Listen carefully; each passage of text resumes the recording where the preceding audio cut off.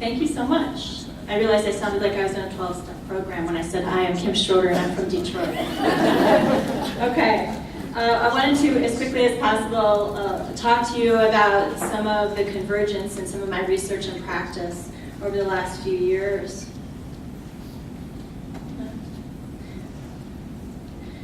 In 2011, I conducted a survey via listservs, just kind of informally asking my colleagues what are their greatest concerns for formats.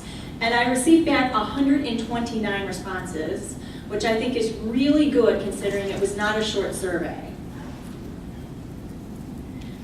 In a broad breakdown, video formats came in at just under 30%, and digital class all formats came in at just under 21, or almost 21% in a broad sense. The large array of formats that people were concerned with is broken down here, and I know you can't read that, but just for sheer volume, it's sort of amazing to see the variance in urgency we have in specific types of formats. The top three most reported, sorry, I'm not getting used to this, were floppy disks, 3/4-inch videotapes, and word processing files. Now these were self-reported, and some people unfortunately answered miscellaneous videotape or miscellaneous digital files, so I don't have all the information, but those are the top three specific formats.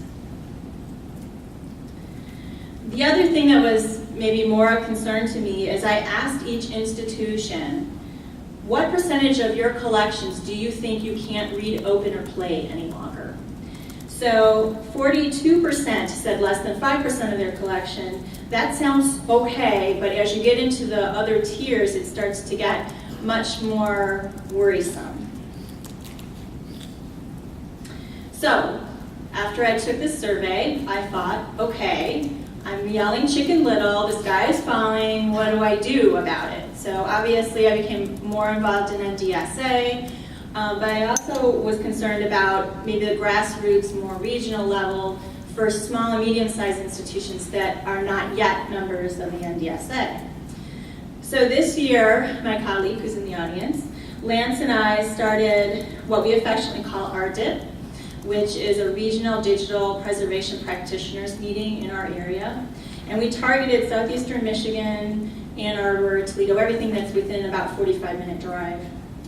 So we started meeting each quarter, and Lance had one of his students take minutes about what is it that you want this group to do. So our first meeting was really, okay, we're all together, and we had a great turnout. We had to bring more chairs into the room. But what do you want this to be? What can we do for you? What can we do for each other? And the concerns were all over the map, just as NDSA handles in our working groups. So they're concerned about metadata, how much is needed. They're concerned about migration and permanence, storage, what do we do with removable media, access and outreach. Due to time, I'm just going to move over this. Resource sharing, collaboration and pooling of resources, sharing, process workflows, those kinds of things. Digital preservation failures. As Lance says, we need a safe place to discuss the realities that sometimes we've had some failures, or we're scared we're going to have a failure, what can we do? And then other concerns like professional development, like disaster planning were brought up as well. So what did I do? Since I have a marketing research degree as well, I surveyed them.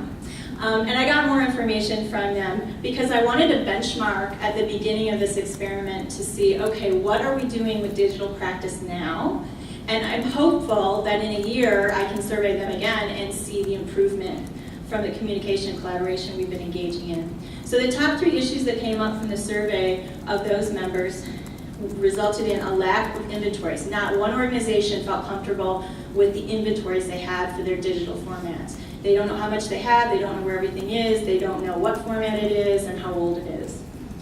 There's also a lack of staff on site that can push the organization to make the right decisions. They know that, but they're trying to find more professional development, and they also mentioned a lack of IT support. So our next steps is that we assigned homework to look at the NDSA levels of digital preservation. and we're doing more work to help them understand the tools available. Anyway, I was just trying to implement some of the NDSA outreach committee principles to communicate on a regional grassroots level, and so we're hoping to do that. Mid-Michigan's holding its first conference next week, so it's expanding, and some of my distance students are interested in starting groups. If you're interested, see me. I'm done, sorry.